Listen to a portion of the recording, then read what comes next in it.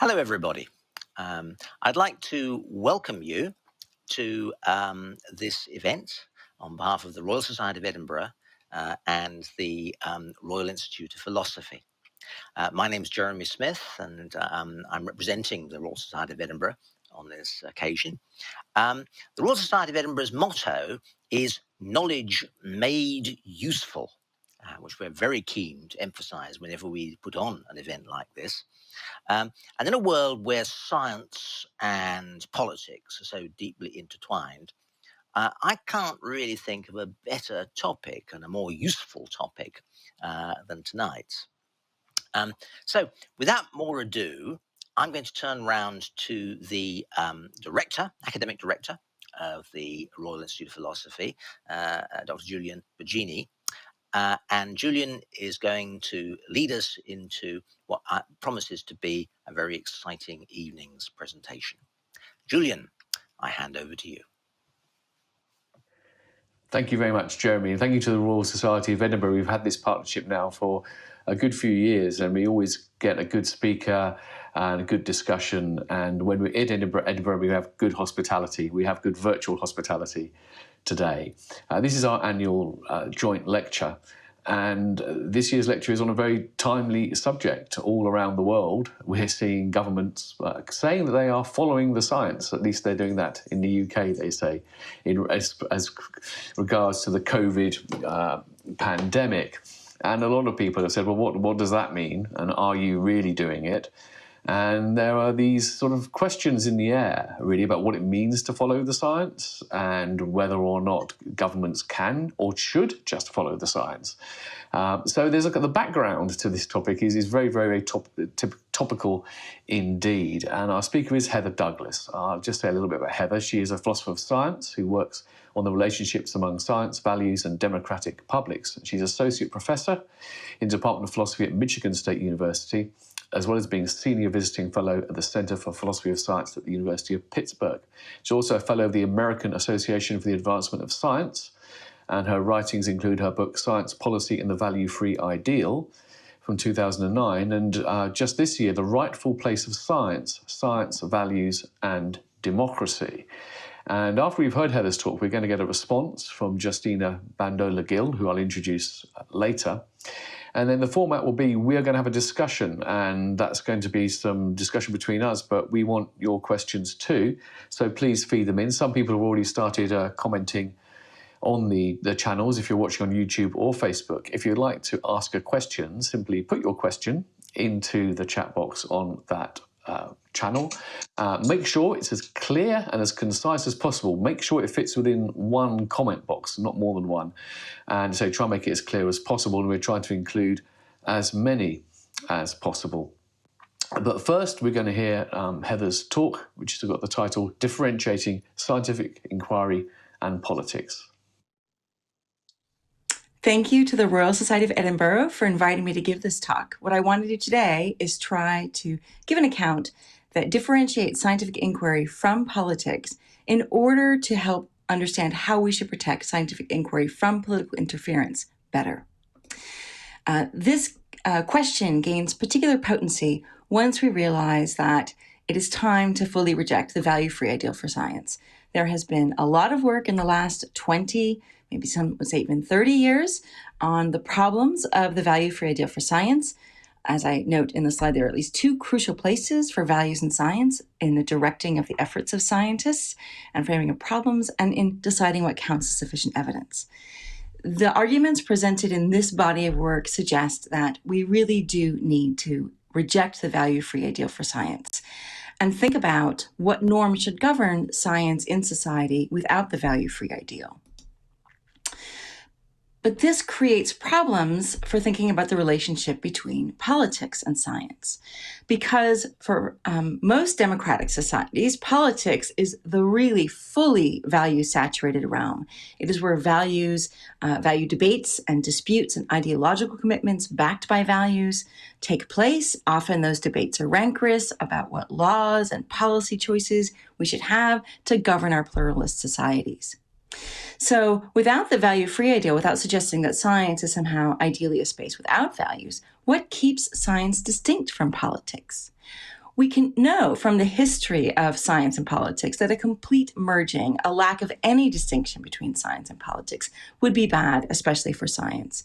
We can look at democratic contexts where this has been problematic, including President Richard Nixon and his disbanding of the Presidential Science Advisory Council over their unwillingness to say what he would like them to say.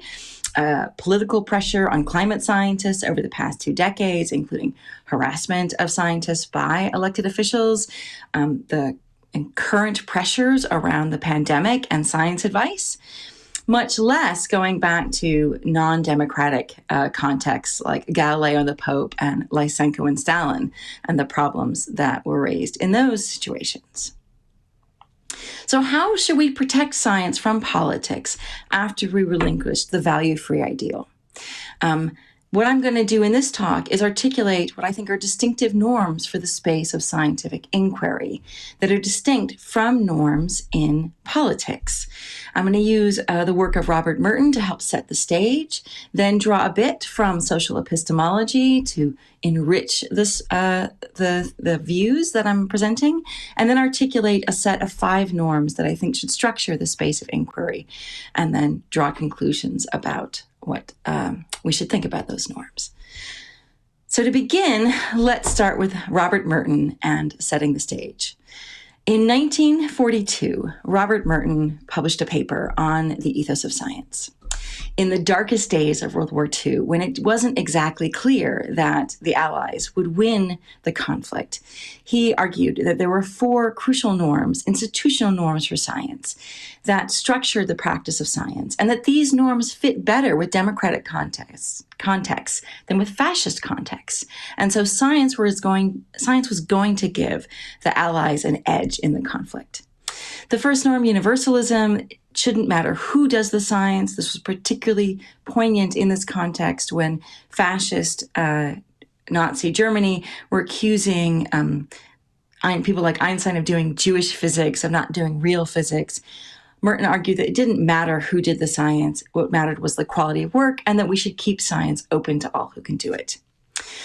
The second, communism, or as he later called it, communalism. There should be no private ownership in science, just recognition and esteem for the work, because there was a moral compulsive for sharing the wealth of science.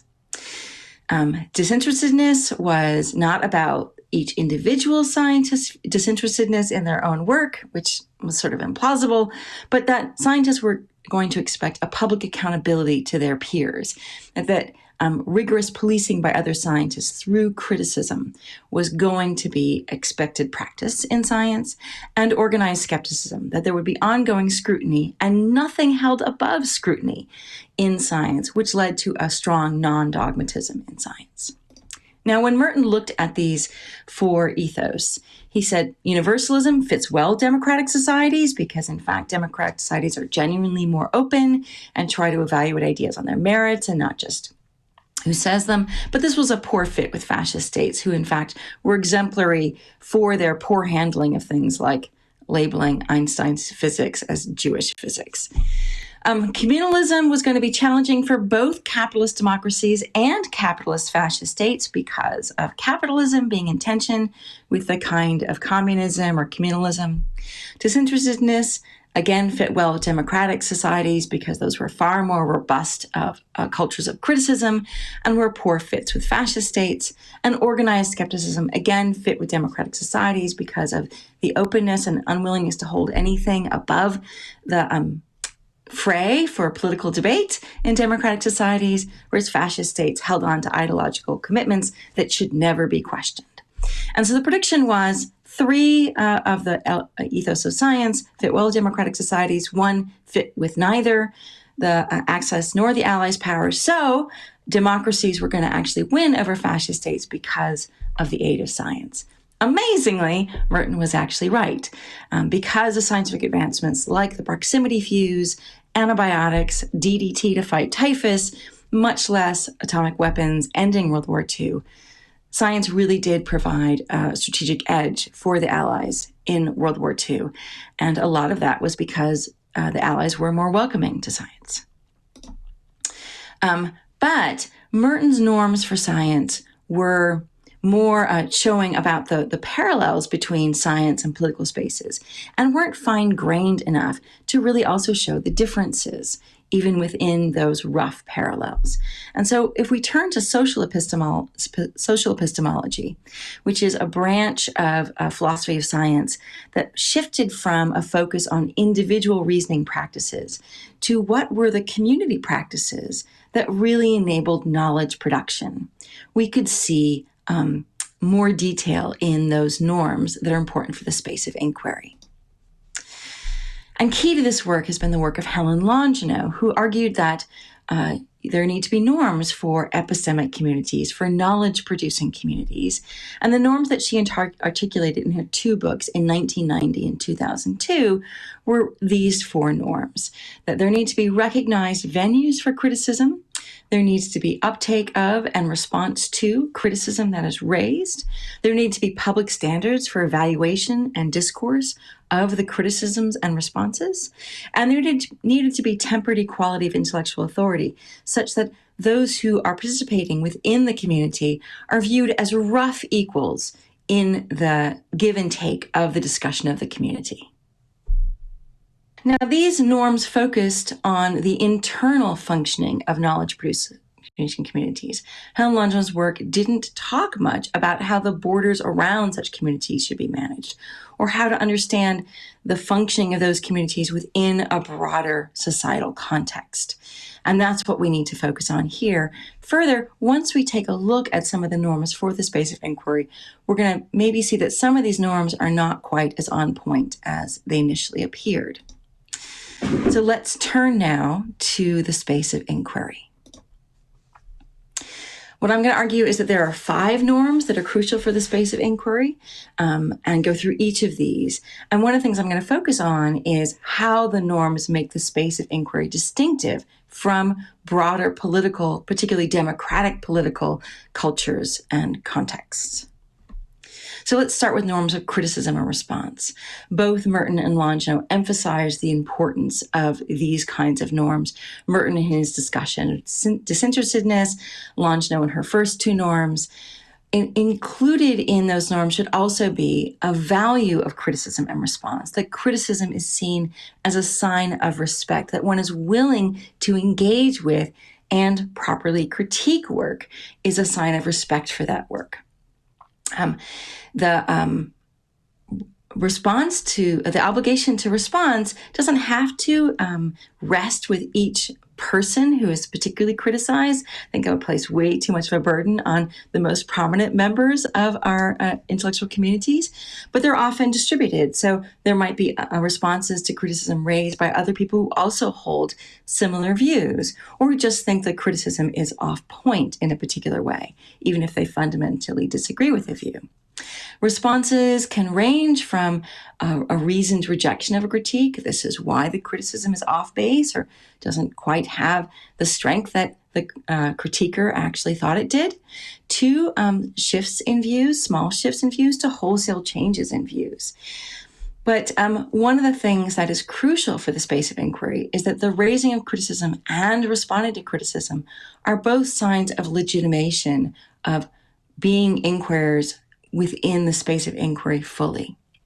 To fail to respond, having no response whatsoever, and knowing that no one else has responded to a criticism that has been raised in a way that is visible and public and known in those prominent venues of criticism, is to cease being a legitimate participant in the space of inquiry. And this is really different than it is in politics. Politics, we don't demand that politicians respond to criticism. In fact, we really kind of don't expect it most of the time. And that's partly because the criticisms raised in the sphere of politics are not really for the person being criticized. They're more for the audience watching. This is very different than the space of inquiry, where the criticism is for, first and foremost, those who hold the view being criticized. It is for those critiqued.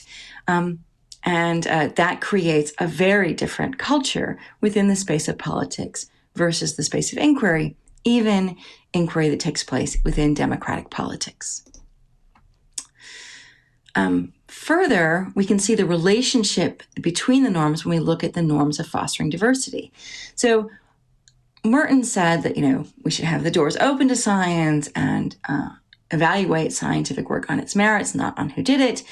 But now in our 21st century context, it's become clear that we need to move to a more active fostering of diversity. And that's because of the underlying inequities and access to opportunity that we know exists in the world, which needs to be ameliorated in active recruitment of members of diverse communities into STEM fields.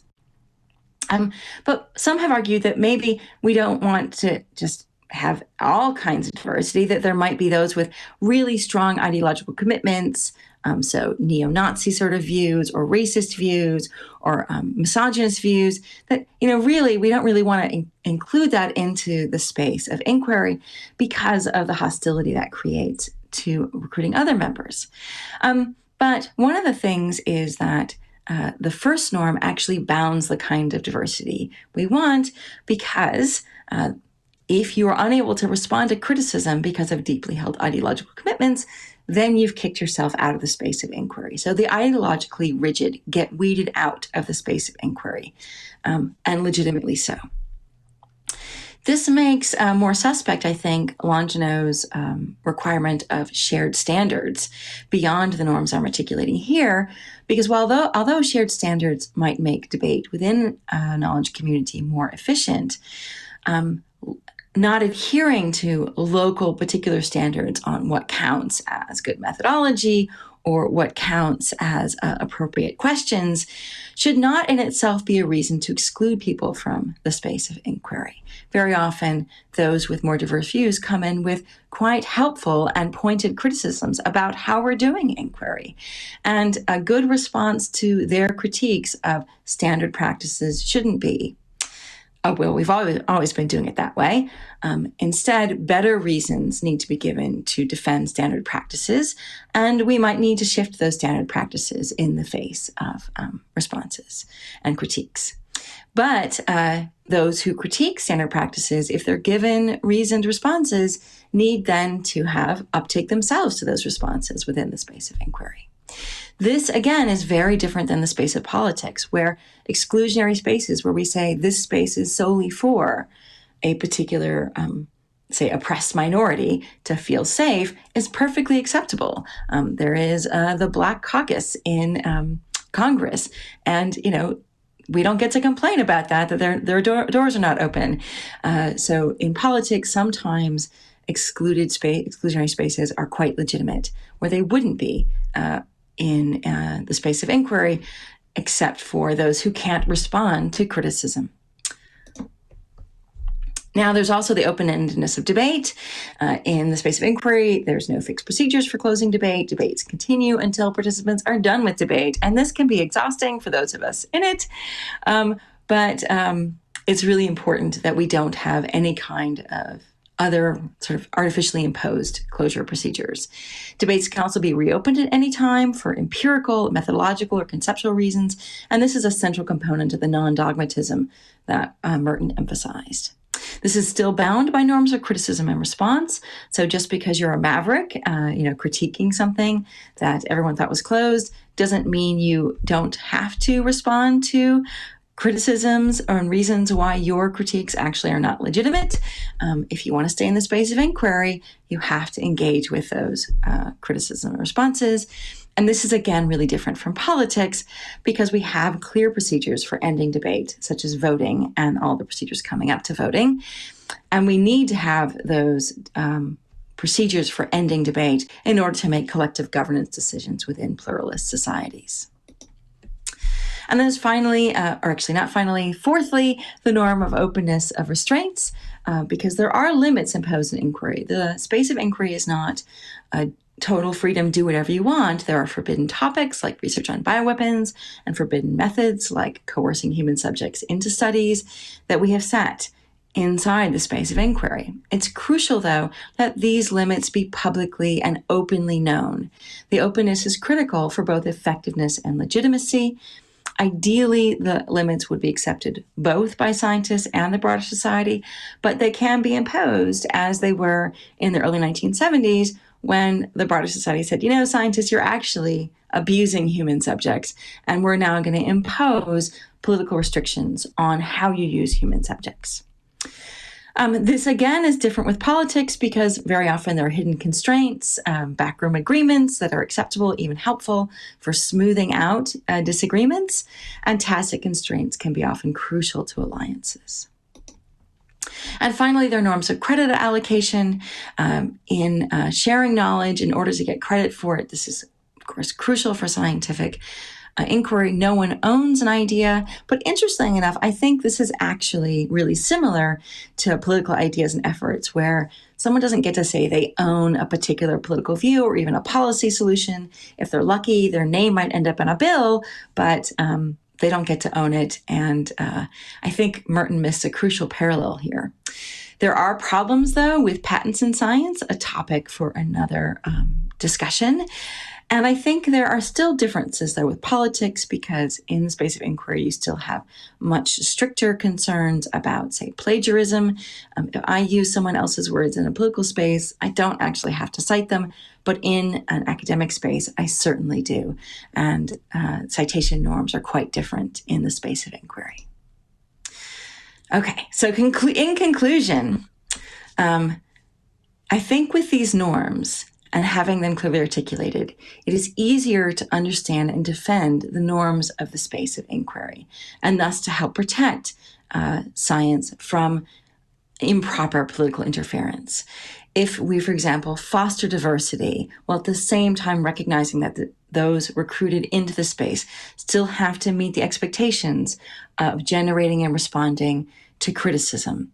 If we understand that debates in inquiry are going to be open-ended and properly so, if we know that constraints within inquiry have to be open and public and known by all, and if we focus on credit and not ownership in the space of inquiry, the space of inquiry is going to be distinctive from democratic political spaces. This does not mean the space of inquiry is a safe space for ideas. In fact, the space of inquiry is precisely not a safe space for ideas. There is no place in the space of inquiry to loyalty to particular ideas or upholding of dogmas. Everything is on the table for critique and debate, even if most of it is not actually actively critiqued and debated most of the time. If you have someone who comes into the space of inquiry and appears to be a proper inquirer, but they end up on a repeating loop, saying the same criticisms over and over and showing no uptake or response to criticism, what we have there is an inquirer facade, a fake inquirer. And that can be someone who can be ignored within the space of inquiry. It is a public service for those who are engaged in the space of inquiry to point out that that's what's happening, but it doesn't actually move the space of inquiry forward. And we should recognize that.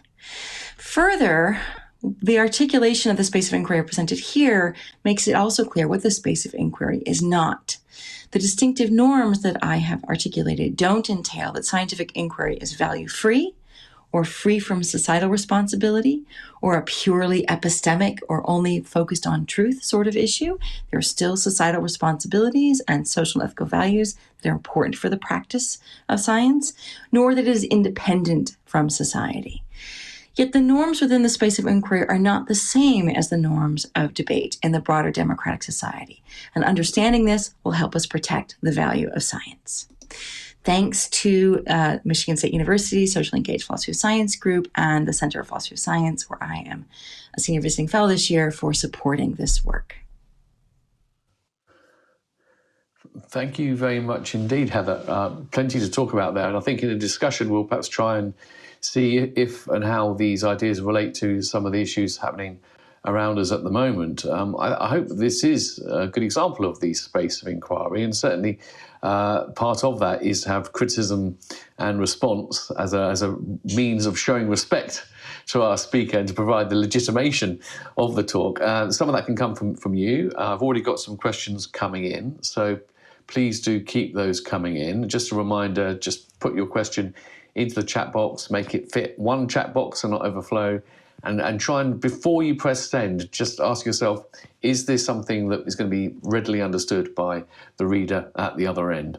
But before that, again, in the spirit of criticism and response, we're going to have a brief response from Justina Vandola Gill, who's a research fellow at the University of Edinburgh, an interdisciplinary researcher working in the intersection of science and technology studies and public policy, working in areas such as poverty and inequality, global social policy and evidence-based policy making.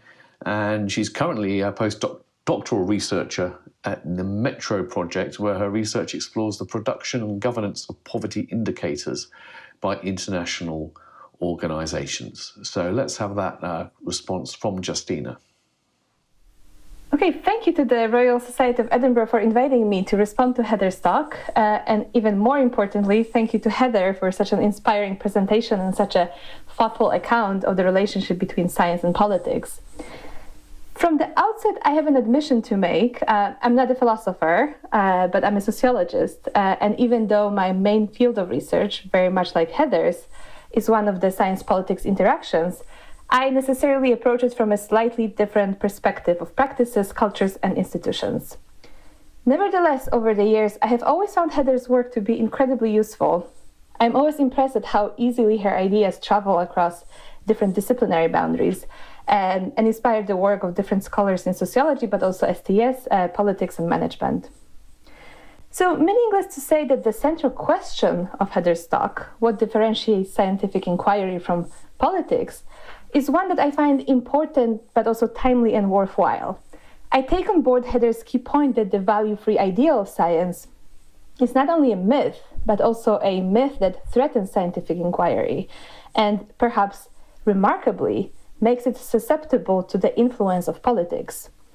We have seen this very problem in the UK over the last 2 years. The government's declarations of following the science were in reality an invitation to imbue decisions with political calculation, whilst relying on the legitimating power of the value-free ideal.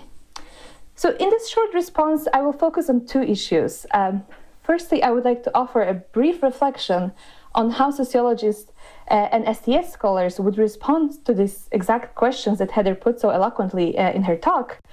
And secondly, I would like to offer some questions of the 5 norms that Heather discussed in her talk and reflection on what can we learn from this across the two different disciplines that we represent.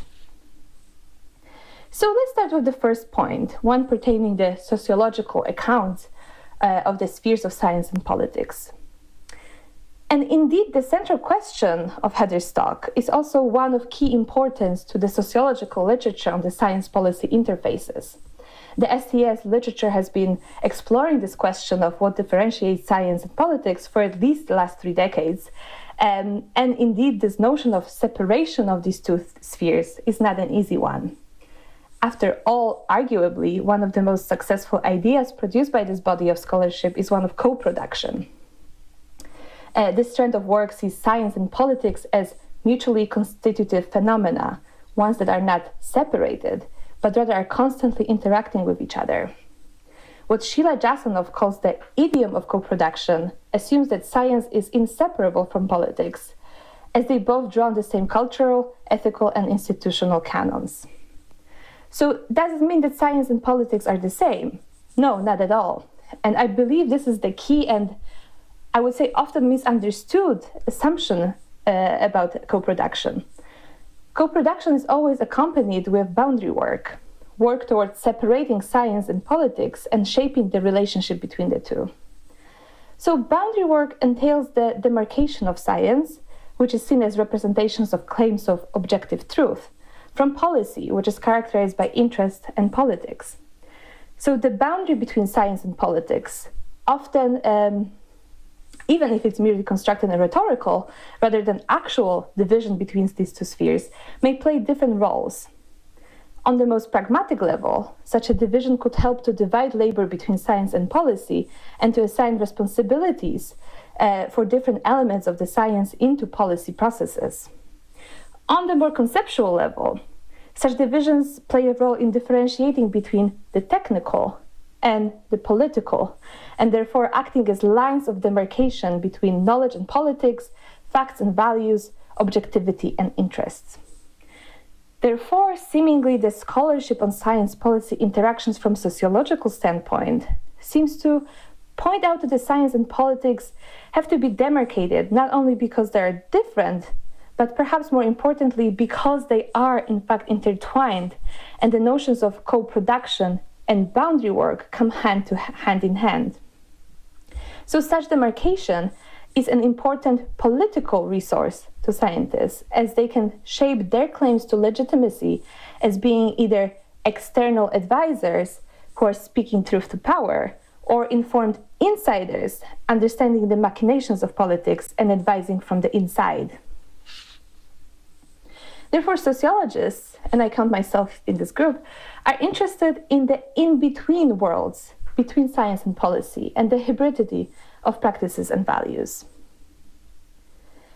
And this is where I believe Heather's ideas can actually help us understand the value of separation of science and politics.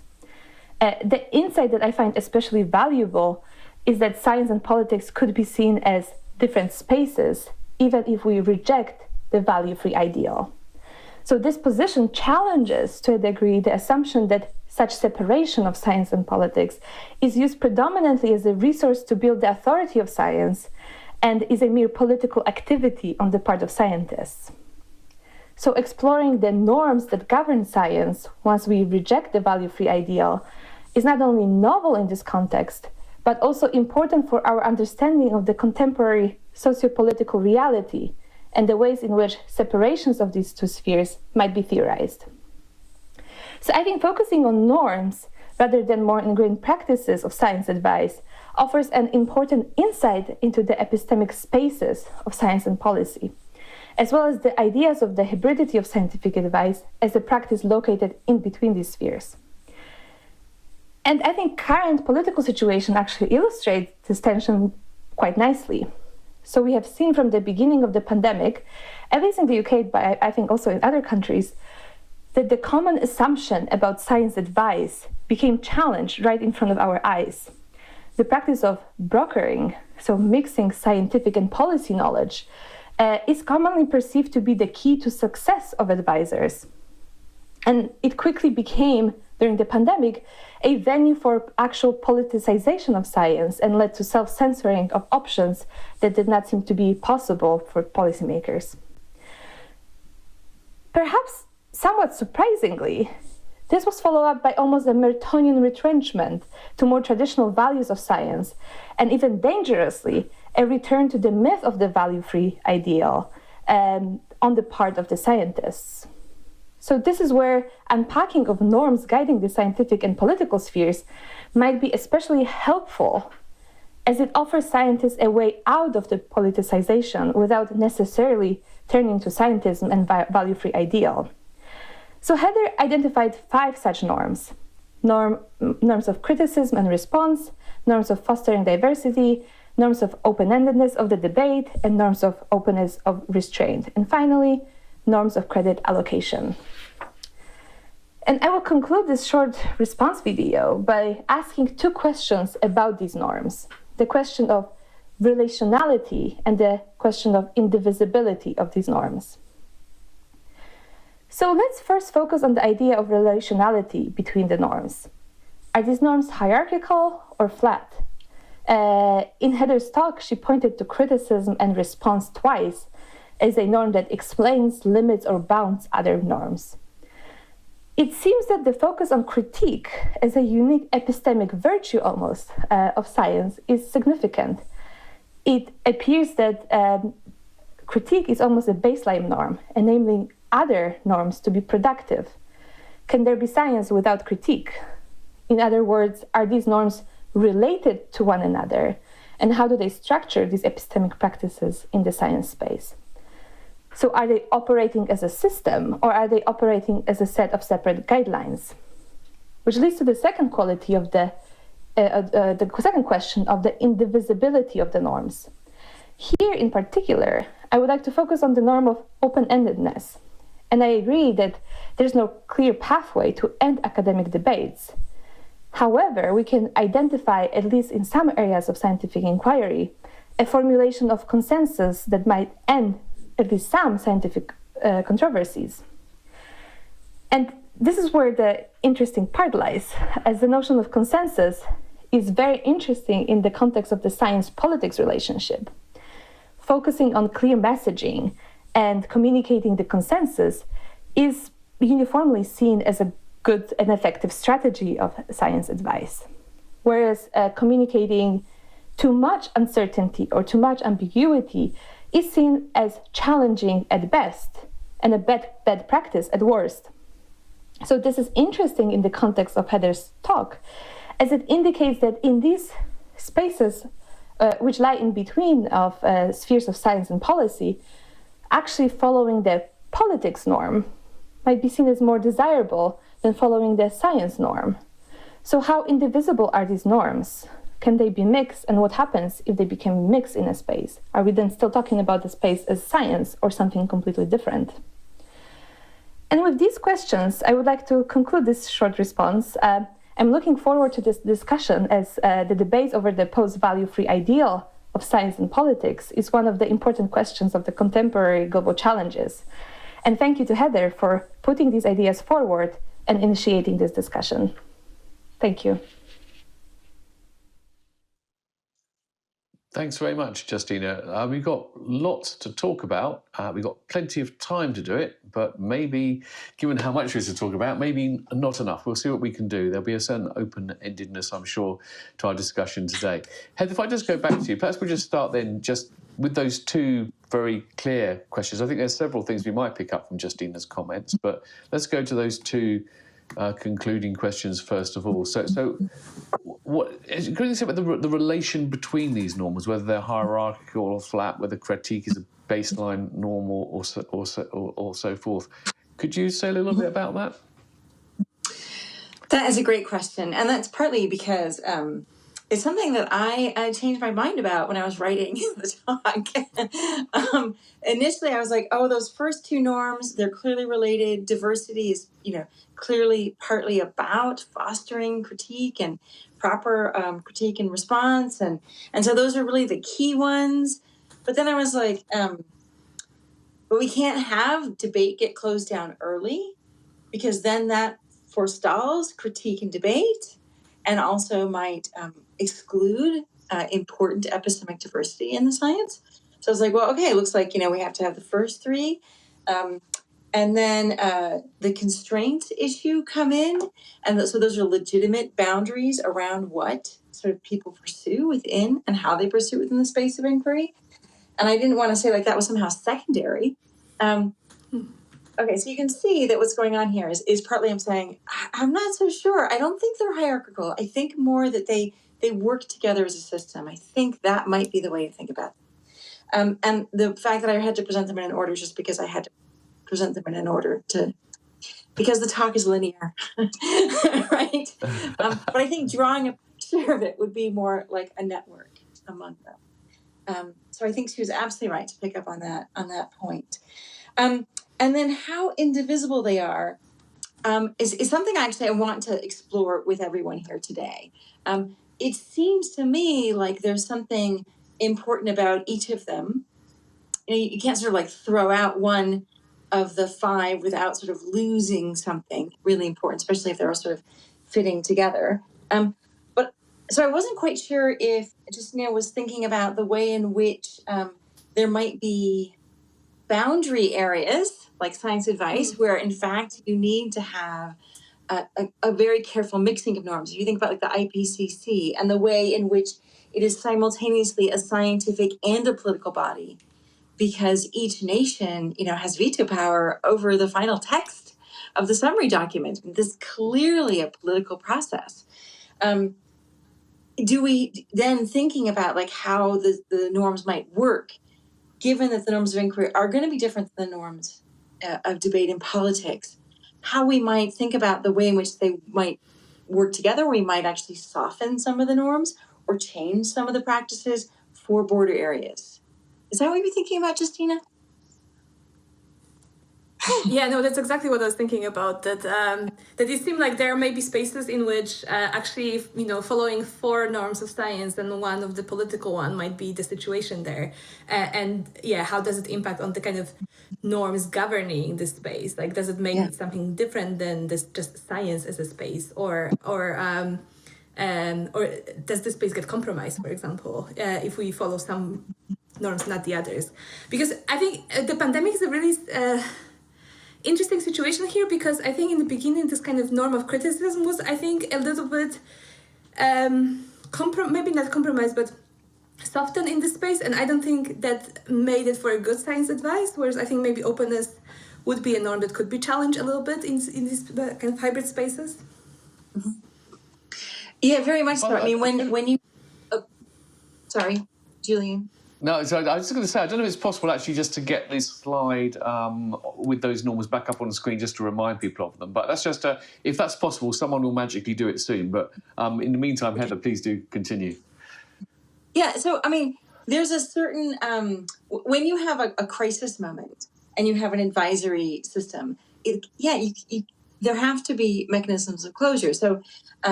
if you think about the case of a volcano that erupted, I think it was an Icelandic volcano 4 or 5 years ago, people were trying to figure out, like, is it safe to fly across the Atlantic given the volcanic particles? You can't be like, well, let's have an open-ended long-term debate about this. I mean, because you need to know whether it's safe to put the planes in the sky. So there are sometimes pressures that are going to be imposed. I'm sure the scientists who had to answer that question hated having to have a time deadline. But the exigencies, the context of having to make a decision is sometimes something that gets imposed on by the outside society. And then you might need to have mechanisms like voting, which sometimes science advisory bodies do, or an expression of a minority opinion because consensus couldn't be reached.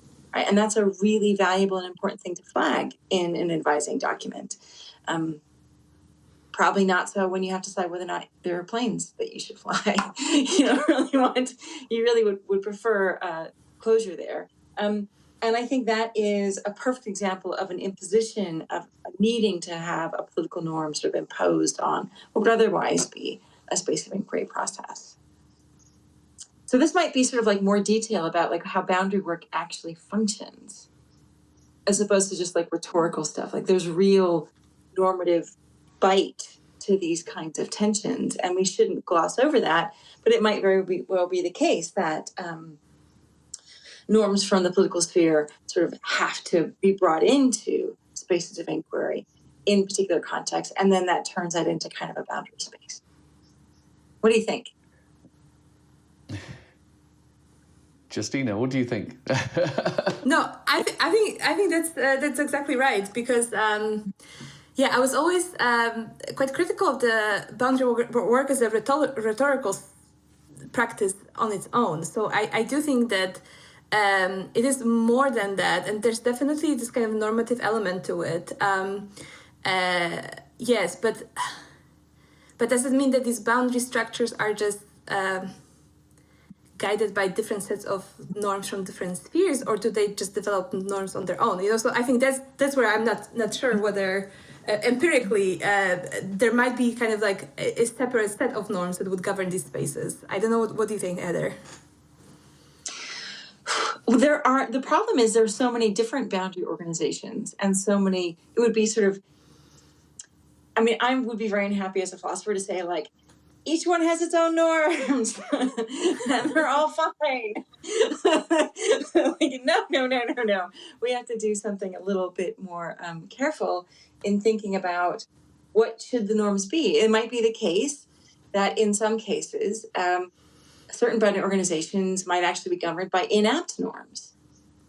The way in which they're trying to find a hybrid space between politics and science ends up doing something like that doesn't quite work for inquiry, or doesn't quite work for the political sphere. And then we have to be able to say that's inapt. Right? How these things get put together, I don't know. So for example, it seems like it would be an inapt norm to say, okay, for science advice committees who are crafting science advising documents, they have ownership over the ideas. What? Like, that would be a terrible idea. That it's just, and we see sort of worries about this when you have commercialization of science that attempts to assert ownership over ideas. Wait a second, like, there's often pushback against that, and rightly so, because of the way in which that harms inquiry. So I don't want to just sort of like let 1,000 flowers bloom for norms at the boundary, but maybe there's a really useful mode of inquiry that we could partake as sort of jointly with sociology and philosophy. Be like, okay, well, what are the norms that we're discovering, and are they actually good norms, or should these structures actually be more carefully crafted to serve the functions that they need to? Okay, can I just push on this a little bit? We've got quite a good queue of questions to come from the audience, so I do want to come to those in time. But just a bit of clarification here, I guess, because I guess just to sum up rather crudely some of the things that we mentioned in the discussion. So we have these norms, but it's kind of accepted that in practice these norms often are kind of have to be blended or compromised in some way. And we think about pandemic response, we think about climate change, and actually before we know it, we've got quite a lot of examples. So maybe it's actually the case that you hardly ever have a pure space of scientific inquiry. It's always at least a little bit politicized in our society. So I'm wondering, what's the sort of function of making the clear distinction? Is it are we actually, okay, so to what extent are you actually describing two realms which a lot of the time can just follow these norms separately? Or to what extent are you describing sort of two sets of ideals which are useful to refer to precisely because we need to know what it is we're making the compromises on when we're constantly making compromises? Or third option, maybe I've given you a wrong either or. Yeah, so I should tell you a little bit about where the talk came out of. I don't think there are two realms, like here's politics and here's science, and science is like outside of politics, or science is somehow outside of society. Those, I think, are all like just metaphysically false. So science takes place, it's pursued within society. It's part of society. So and the broader political discussion happens around it. So that's at least the sort of the picture I have in my head. And so the question I was starting with was, okay, well, what makes the practice of scientific inquiry distinct from the broader society in which it operates? My own work has been sort of spending 20 years saying it's not because it's value-free. That is not the right answer. So then what is the right answer? How is it distinctive? How and what is it that we want to protect? When we say something is, so I also want to make a distinction between being political, because there might be genuine political issues, like the allocation of science funding is a political issue when it's the public purse, right? That's a properly political issue. Or laws about restrictions on methodologies using humans. It's properly political. But we don't want politicized science. We don't want science somehow abused by politics to be sort of wielded as a weapon, that we say like, I have truth. I'm going to beat you up with it. You can't defend yourself because I have the shield of science. This is a catastrophe for public debate and not so great for science. So what is distinctive that needs to be protected? That's sort of where this talk started from. So I don't just think it's an ideal, but something a little stronger than that. What sort of should structure the sort of porous boundaries around which inquiry takes place that makes it distinctive and means it's, or assists it with producing the valuable insights we get from inquiry? So that's sort of the question that I'm trying to get at without sort of drawing back on, inquiry is objective or it's purely epistemic. It only cares about the truth. Can't be those things. Yeah. What is it? Yeah. Does that help? Good question. Yeah, I'd like to bring in an audience question now from Dylan Wong. We've got one here, who asks, does the open-endedness of inquiry necessarily, because this is really about these two realms intersect closely, does the open-endedness of inquiry necessarily limit the ability of people to act upon scientific knowledge? Without enforced consensus, it seems like scientists can't act together. So, I mean, you did sort of allude to this, I think, these issues around the tensions between open-endedness and the need to act politically. Yeah.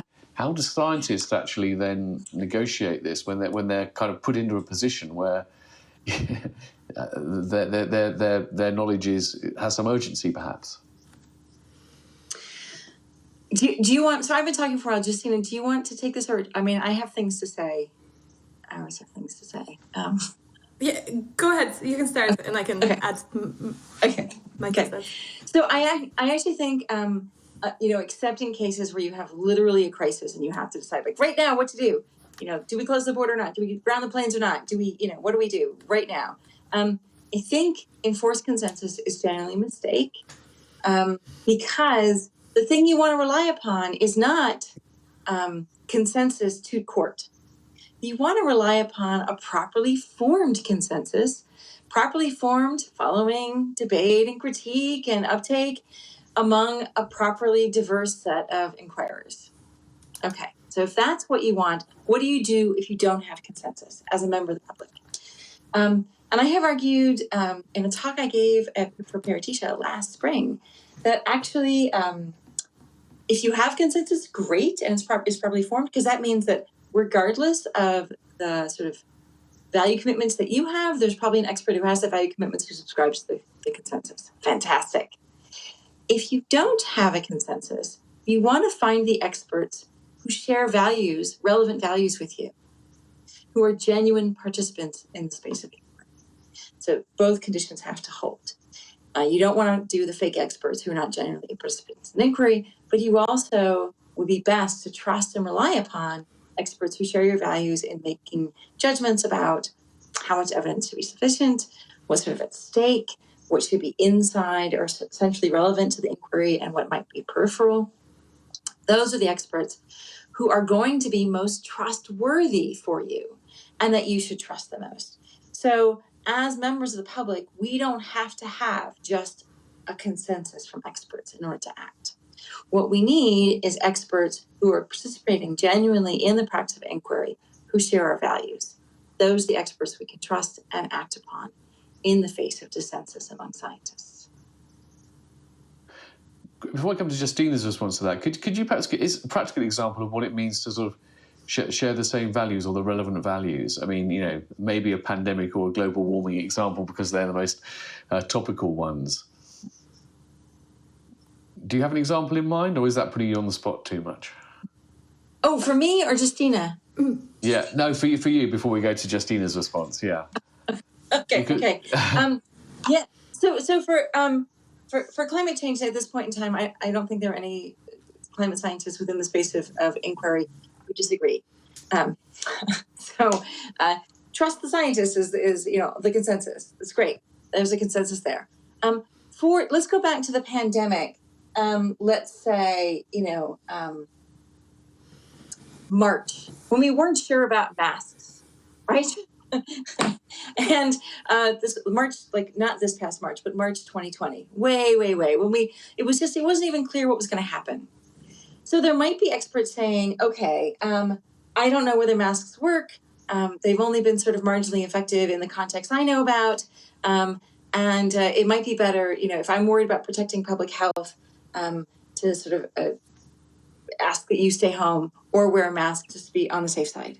And someone else might say, oh, look, I'm really worried about sort of shutting down the economy prematurely and the evidence isn't really clear yet. And so I think actually, go ahead and go out in public and go to the bar and go to the pub, have a drink, right?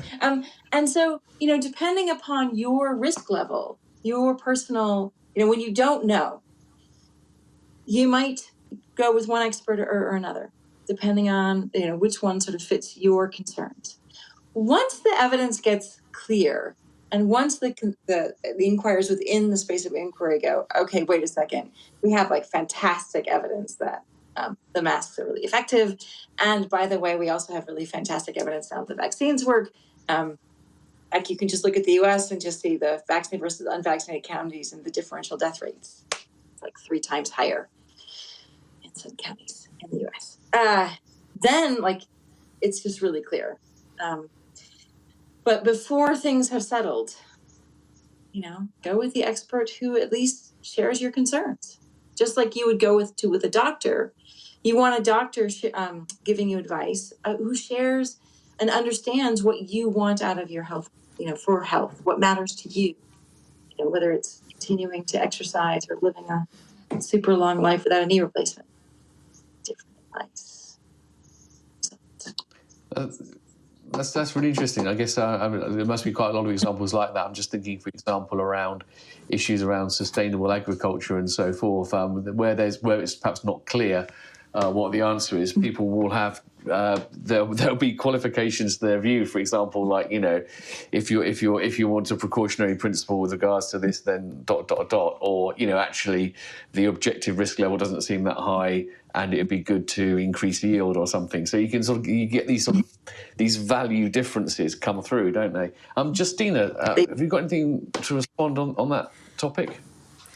Yeah, so I think I agree with Heather that you don't want forced consensus, and also I think thinking about what differentiates the norms that guide science versus norms that guide politics actually might be useful here in thinking about what is the value of science here, because I completely agree that if there's a tornado or a hurricane, we want specific decisions right now, right? But I think it would be a big misunderstanding to seeing looking at policy problems, at problems of really short temporalities. Like there are some that are immediate, but I think we should not forget about problems that are actually prolonged and happen over a long period of time. And I think looking at science as only usable and defining usability of science only in this short-term context might actually strip it away from its long-term value. So I think there is a value in keeping things complex, in having an ongoing discussion, in not narrowing down the debate too early, because that's where the value of science is. Because I think one of the value of science is that it self-corrects, right? So I think this is the example of masks that Heather just discussed, that at one point we don't know yet, but consensus might build over time, and science will self-correct, at least in some areas. And I think this is a value that might be threatened if we just focus on this short-term usability for immediate policy decisions. So I actually think that considering usability of science in this more complex way of what actually science offers that other spaces of inquiry don't, might be a way out of it, and thinking about actually appreciating lack of consensus and appreciating complexity over the longer period of time, or in areas that actually are not solvable.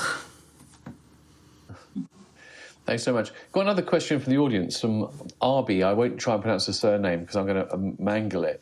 I think this relates to the broader issue, perhaps, of, I think a lot of people are going to find these norms of inquiry sound good, but they're going to wonder, are they really practiced? Can we really follow them? And I think Arby's question points to one concern people have: what the force is shaping the space of inquiry, e.g. those who fund scientific endeavour, like billionaires. There are serious concerns that actually a lot of philanthropy, for example, is actually distorting the priorities of the scientific community. And obviously in pharmaceuticals, there's a very, very long battle about this, that all the research is going into the kind of treatments that can be readily monetized and speak to the needs of wealthy aging Americans rather than the needs of the global south, for example. So how to safeguard integrity of the space for inquiry in the presence of rich, powerful folks with agendas? Again, perhaps we'll take Heather first and see if Justina's got something to say too. So this is a great question, Arby, and one that I am currently working on, how to think about responsible funding mechanisms. Clearly, this is, in the last 20 years, commercial funding has outstripped public funding for research and development in all OECD countries. So globally, there's more commercial funding for science than public funding for science. And this does potentially, and has been shown in particular areas, to deeply distort research agendas towards particularly commercial funding, towards patentable results. So this is a deep problem. And, it might actually be potentially ameliorated by undoing patent laws or softening patent laws, which some of my colleagues work on. And we might also think about sort of incentivizing public funding for public interest science, science that attempts to uncover or develop or ameliorate justice concerns. So there are particular targeted research agendas. We don't do much of that now. Most public funding of science is either sort of mission-oriented, like defense funding for particular problems, or they tend to be sort of considered basic science, just like whatever the scientists are interested in. And that seems to be deeply problematic because we aren't sort of enabling pursuit of public interest. What's sort of been interesting about philanthropy is that actually, at least 10 years ago was last time I looked, I have to say, hugely influential in funding, neglected disease research because public funding wasn't there. So by creating prizes. So there have been cases where philanthropic funding has actually been really quite beneficial. Whether or not we would rather just take that over with the public purse is a hugely thorny issue. Justina, do you have anything helpful to say here? Yeah, I don't know how helpful it is what I'm about to say, but I think this is spot on in the sense that the issue is that this kind of emptying of public spaces has been filled out by commercial and philanthropy research funders. And even though it is a problem in places like the UK or the US, I think if we look globally, it's even bigger of an issue that developing countries often see this external support as kind of the main funding mechanism of science. And of course, on the one hand, it does have positive effects that, you have research institutes that are funded by philanthropies. On the other hand, there is this whole kind of epistemic system of, what kind of data is being collected, what kind of disciplines get support, and so on, that doesn't have a democratic control or a democratic input at all, which I find quite troubling because public funding of science, even though it doesn't come without its issues, at least it does have a level of democratic input into what we're funding as a society and how, what do we value and how do we assign this value. Whereas I think this is an area which is kind of uncontrolled by the democratic input, which I would like to see more of. I don't have a clear answer of how to do it, but I think definitely this is a risk to spaces of inquiry because then they're definitely becoming limited. So this idea of diversity I think is being challenged here by these forms of research funding. And just a bit of perhaps clarification, actually, Heather, because I think a lot of the normal sort of space of inquiry concern that the manner in which science is done. But I mean, as you did say earlier in the talk, that one of the big questions of values is what is actually studied, what the priorities are.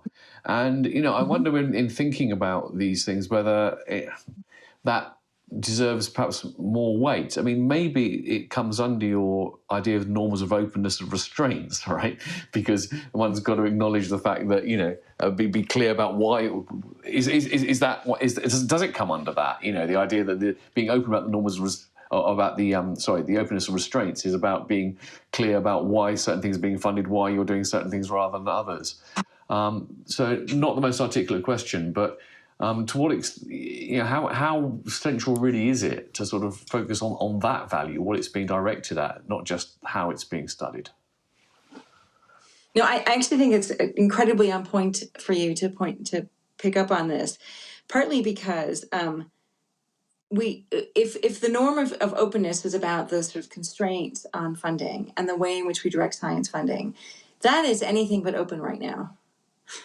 So if you look at the way in which even publicly funded science works, why different things get funded by, say, the NIH or the NSF or the European Research Council. It is not open. And this is something that I am puzzled by currently, how to think about science funding systems, and how to incentivize more of the kind of research that seems to be increasingly hollowed out in science funding systems, namely the public interest science. And I don't have good answers yet. This is my project for the next several months here at the center, to really sort of dig into this, because I am troubled by it and I don't quite know where to think about it. So anyone who wants to send me anything about this, one of the interesting moments is sort of to think about, instead of the old model was that they should put money into basic science, and eventually scientists will apply it and public good comes out, the sort of linear model of science funding, which is neither accurate nor desirable in many ways. But what if we sort of had a more complex ontology for the kinds of research that we were funding, so that we had explicit funding for public interest science, we had explicit funding for science that addressed injustices, global injustices, we had explicit funding for commercial interests, right? Very often funded commercially, and then we also had sort of curiosity-based research. But curiosity-based research wouldn't have to make promises about, and this will lead to cure for XY disease 20 years down the road if all these things come to pass. Because very often those are promissory notes that are pie in the sky and not really what is of interest to the scientist. And then there might be sort of spaces for lottery funding more. And lottery funding, modified lotteries, are really interesting mechanisms for funding, for increasing, again, the diversity of kinds of projects. What you do is you have a sort of minimal evaluation. Is it plausible? Like, you're not producing a perpetual motion machine. You're not sort of like reinventing Darwinian evolution. You just, it's at least competent science. And then all of those proposals go into a lottery, and the funder just pulls them out until the funding's run out. And then next year, the same proposals can go back into the lottery. Notice that this reduces massively the burden on peer reviewers, which is, everyone considers, over the top at this point in time. And keeps the sort of conservatism that people are worried about with science funding mechanisms, that, reviewers tend to only like the proposals that are sort of like what they would like to do. Out of the system. So there are some really interesting possibilities for science funding, but I don't have really good answers here because it's hard. Given that a lot of science funding, science projects, science research doesn't pan out, right? Like, that's the whole point. We don't know yet. I mean, one thing that's really interesting about the talk, and also having Justina here and everything, is that it's very easy, sort of, you're not that kind of pie in the sky, abstractly theoretical kind of philosopher who sort of like talks about norms as though there is no relationship to what actually goes on in the world. But, it seems if we're going to properly understand what's going on, so from the point of view of an audience member and myself, who's not a pure philosopher or a pure sociologists, we sort of do need these disciplines to come together. And I guess this is where the sociologists really earn their keep, isn't it, Justina? Because I think some people perhaps think the STS sort of field got a bit of a bad name for being pilloried, for being, for certain figures sort of maintaining that science was just another narrative. These may have been caricatures, I think, maybe. But and I think also about, we talked about, philanthropists, but also business interests. There's a lot of money, for example, going into cultured meat at the moment from like venture capitalists and startups and everything. And some people have argued that this is totally misguided, that this is putting a lot of money towards a highly speculative technology, which isn't going to, when there are other things which with more money could help to feed us quicker, and so forth. So, when sociologists are looking at this debate, I guess perhaps I'm not really asking a question. I'm just saying I think this is why you're valuable. But perhaps you have something to say about this issue of money resources, and because as sociologists, are you interested in trying to come up with proposals for how to sort of deal with these issues, or are you just analysing them so that we can see how problematic our science is? I wish I had solutions, although I think I'm more focused on what kind of issues people are identifying out there. And yeah, I think there are two things here, also in what Heather just said, that one of the issues of science funding is that I think it should be focused on diversity of different forms of science that is being practiced. And I think there's been a ongoing challenge around the world that research funding and research assessment actually narrows down practices significantly everywhere we go. So the issue here is how to open it up, how to make research funding work in a way that wouldn't narrow it down and focus just on specific types of scholarships, but also specific understanding of quality, of excellence, and so on. And I think the second thing that Heather's response just got me thinking about is we have norms, but we also have these kind of underlying norms. So, and I think, the question of Mertonian rules is a really good one, because, we know that in practice, actually, that they don't work in the way that Merton would like them to work.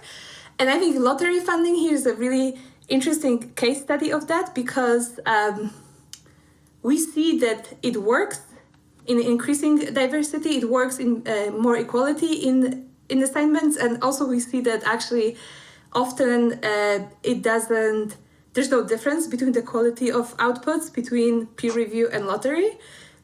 But people who are actually the decision makers and also scientists are often really opposing it, because the norm of meritocracy is so deeply entrenched that they don't want to give up on that. So there is this kind of underlying myth that somehow if we go through peer review, it's going to be better than just giving it up to chance.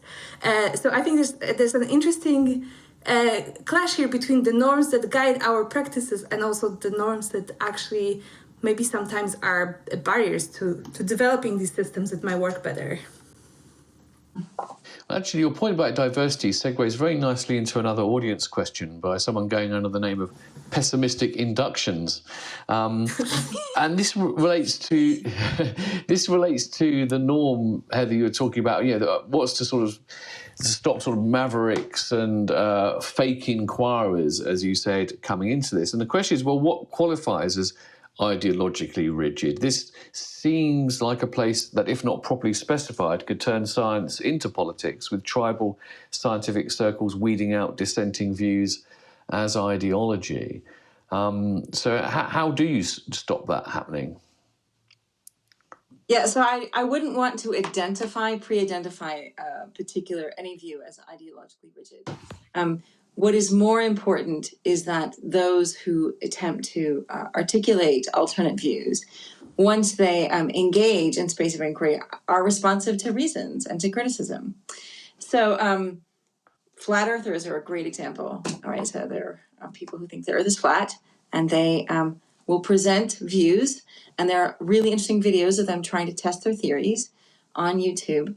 Amazingly, when the evidence actually goes against their theories, they go, I wonder what's wrong with the experiment.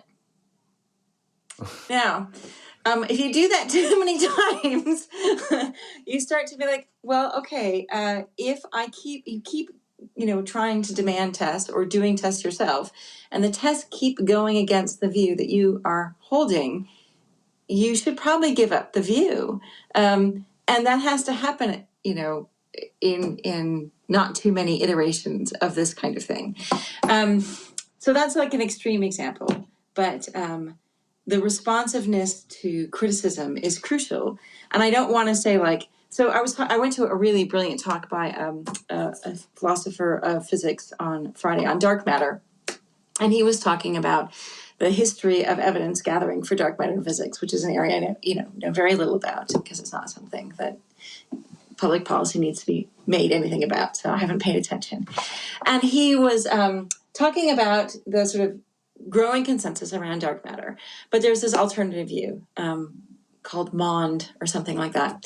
And one of the things that was really interesting was the way in which MOND researchers sort of kept trying to get their theory off the ground, but apparently haven't really figured out a way to have evidential tests for it. And I asked him in the Q&A whether or not there was a moment, was it holding on to Mond itself would sort of kick people out of the space of, physics inquiry. And he said no, that there were people who held the view, but who were still participating in the generation of data and the further refinement of views, who were very much part of the inquiry.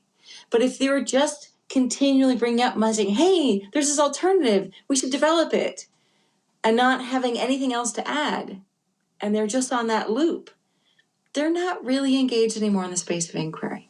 So it's not even the position itself, it's more the sets of behaviors within the practice that make the difference. And that should keep us from becoming rigid.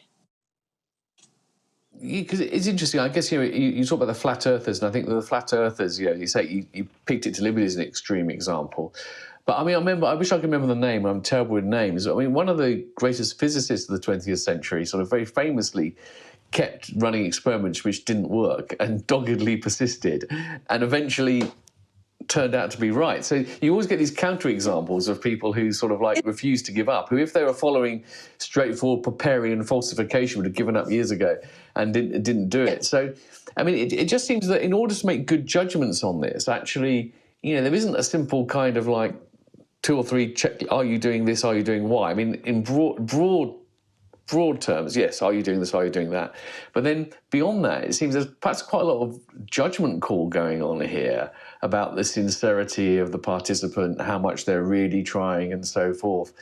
And I think that, is it sometimes the case that one of the problems is that one doesn't really recognise, acknowledge openly the extent to which scientists themselves are relying quite a lot on what we might even call hunch or intuition here, things they can't quantify. And that's kind of a necessary part of the scientific process, but it also opens up the possibility that leads to them dismissing something because it's too out of their box. So, I mean, there's a difference between having a hunch about like the way the world is, that's like not evidentially supported, and having a hunch or a response because you've interacted with a person and you've seen them respond to sort of a critique of their view. And that sort of, that will change things. I think also there is, something really important about continuing to pursue research when you are continuing to get evidence for it, even though the rest of the community isn't acknowledging it. So I think about Evelyn Fox Keller's work on Barbara McClintock and the sort of slow revelation that there are acquired characteristics that are inheritable, which is amazing overturning of 100 years of settled science through epigenetics. But it took a long time of seeing a phenomena and being willing to see it and continuing to follow that thread to really convince the scientific community to change its mind. And then it becomes, a whole area of research that is quite robust and interesting and challenging for us. So, I don't want to just sort of say, go with your hunch, because it can't just be that. But there's sort of this noticing of a phenomena that doesn't fit with the standard view, and then also noticing when the people that you're working with or the other fellow travelers in the community that you're interacting with, how are they responding to your sort of results, and how are you responding to their critiques? And that often is a much sort of closer personal dynamic than most members of the public can even watch. And that's actually the really difficult thing for members of the public who are not part of a space of inquiry. How do they know that someone is behaving properly and actually doing this kind of uptake and response properly? That can be really difficult to see from the outside. Indeed. Justina, have you got anything to add on that before we go to another question? Not much. I just think that I very much agree with what Heather just said. Maybe just adding one point that I don't think having a consensus and then kind of periphery of how knowledge is being developed means that the consensus is becoming political or rigid. So I think there's a consensus and science will self-correct, but it doesn't mean that the space became political. So I think there's a differentiation. It doesn't mean that it become ideological or blind to new evidence. Yeah, okay. Well, just again relates to a question we got from an audience member, Julian Newman, which is about how these issues play out in the management of alleged consensus in policy areas. Are potential critics muted by their own career interests? And I guess there's a broader issue here, really, isn't it? Which is that in talking about a lot of these norms, there are always potential problems of motivated thinking for either kind of like obvious self-interest or simple groupthink and so forth. I mean, is it your view, Heather, perhaps that as long as we follow these norms properly, we don't have to worry about things like motivated thinking and careerism and so forth? Or are these kind of additional things we need to think about in order to make sure the norms are properly followed? So my hope would be that the norms would help fight against careerism and motivated thinking, that by putting one's ideas into these sort of spaces that are going to be critical and be examined critically by diverse practitioners, that we could actually avoid some of the worries about groupthink and careerism, which are different things, but hope in many cases you can have groupthink even without careerism, and people can be sort of I'm a maverick as like a brand for their career. So they're sort of distinct problems, and you would hope that sort of the requirements I've laid out would help mitigate against them. One of the critiques of groupthink is that you haven't had enough diverse practitioners in engaging in this. You've closed down debate prematurely, or you have not responded to a set of concerns raised by other practitioners in the space. So there are sort of resources to criticize groupthink within the norms, and careerism is just the usual self-interested BS that we have to worry about. And that's where virtues make a difference, but. Yeah. Again, Justina, do you want to add anything to this? No, I think I agree with Heather. I think if the question was about careerism on the political side, I think that would require a closer analysis of the norms guiding the political sphere, right? Because I think they're not the same. It's not a mirror image of the norms in science. I'm not saying there's no careerism in science. Of course there is. But I think, as Heather said, the value of critique and debate and kind of credit assignment and so on actually might not prevent the careers from happening, but at least it makes it more transparent, right? So I think there's an issue that we can overcome, but there's also an issue that we might make visible. And I think these norms of science are geared towards making it visible rather than making it disappear, right? Because as any kind of social group, scientists are not going to be perfect. Yeah. Actually, Heather, related to something that's said in there about these norms, we're talking a lot about science, of course, and as it's different from politics. But to what extent are the norms of politics the norms that it should have? I mean, for example, would politics sometimes benefit from having some of the norms of sciences, particularly around criticism and response? We can see how things about the need to conclude and the necessity for some exclusionary spaces actually being important in politics. Are there any areas where you think that politics should perhaps borrow some of these norms or adopt them from science? Of course I do. I'm an academic. Of course I want better criticism and response. One of the things that's quite disturbing about the U.S. Senate is apparently it used to be this really deliberative body where they actually debated with each other. And then as soon as C-SPAN got in there and started broadcasting the debates, and the politicians realized that their bigger audience was the audience on television, they stopped talking to each other and they just were sort of posturing for the audiences back home. And that has really hollowed out the function of the U.S. Senate. So that's not good. So the question is like, we need deliberative fora in politics. Whether those deliberative fora need to have the same or some more of this spaces of inquiry imported over into them, I would like to see it. I was in Canada, and it made me crazy that politicians thought that they needed to, if anything showed up in the news and they were a minister, that they needed to have the answers for the press right away, regardless of the possibility of really clear information flow. And I just thought, this is unhelpful for a democratic system. Why do the politicians say, I don't know yet? Why can't that be a legitimate response to a newly unfolding situation? Of course it should be. Just like I just said, I don't know about funding yet. That has to be a legitimate response in some times.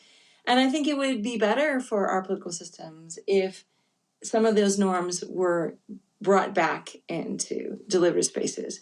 One thing I think would be really interesting to think about is how to reinvigorate genuine deliberative fora in broader politics. I know Fishkin is a theorist and practitioner here in the US, has been trying to bring together deliberative mini-publics to do genuine, political deliberation across deep political divides and see what happens. But that's not the politicians. So better news channels that create genuine discussion. I don't know. Social media is not helping. Yeah, no, it's making it worse. We need. I wonder whether the public needs to change though if we're going to change those norms as well. Because I think one reason why people don't just say I don't know is I think they believe that the public want confidence, certainty, and strength from their leaders, and it appears weak if they say I don't know yet.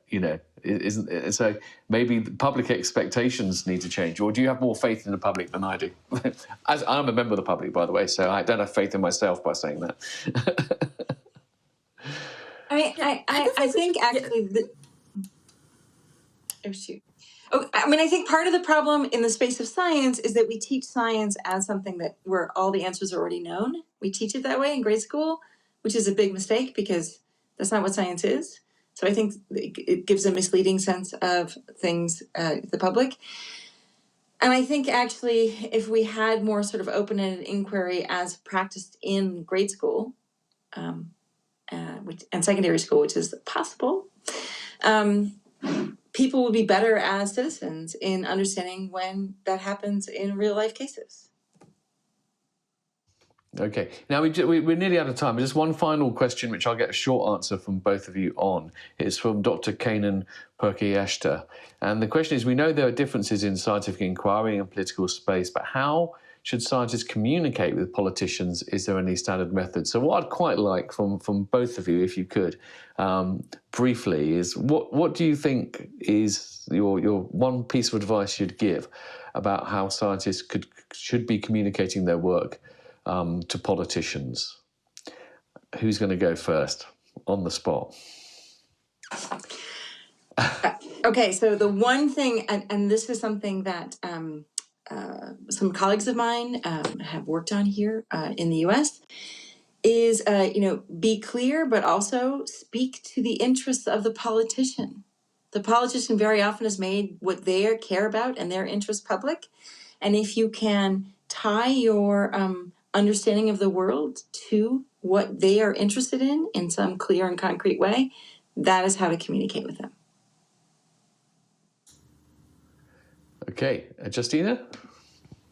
Yeah, no, I completely agree with Heather's, and I would add also, don't underestimate the skills and capabilities of policymakers. I think they do have a scope for complexity, and just making it too simple is never an option. And I think scientists should try to keep it complex because policymakers can handle it. Well, look, thanks so much. Look, it's been a really, really interesting, a great talk from Heather, fascinating response from Justina, great discussion, and thank you for your questions for making it a truly collaborative event as well. Thank you also to the Royal Society of Edinburgh for co-hosting this event, and behind the scenes to Nazia Khan, who's helped to pull it all together. This is the second time we've done these online, and last year's lecture is available for you to look up as well. So do have a look at last year's. And the Royal Institute of Philosophy has a huge number of its talks now on its YouTube channel. So please do explore those too. Join our respective mailing lists to find out what is coming up in the future.